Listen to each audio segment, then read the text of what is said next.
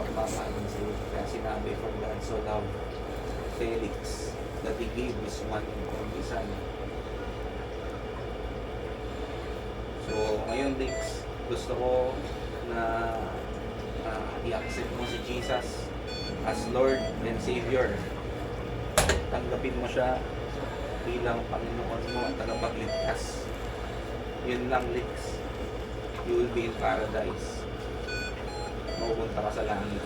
Yun lang ang kailangan ng pananampalataya mo pag-accept mo kay Jesus as Lord and Savior. Sabi nga sa Romans 6:23, for the wages of sin is death, but the gift of God is eternal life in Christ Jesus. Wala nang ibang access kundi si Jesus lang. Walang sino mang tao, huwag ka makasagot mo, kahit sino mang medical or gamot. Ang access lang natin sa heaven, si Jesus.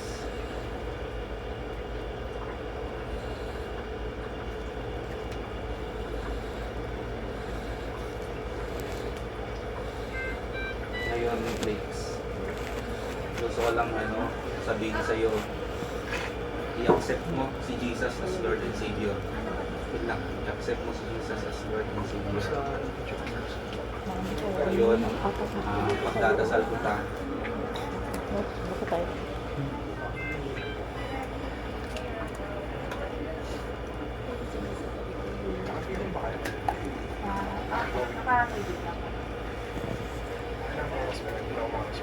Opo, balik mo na lang sir.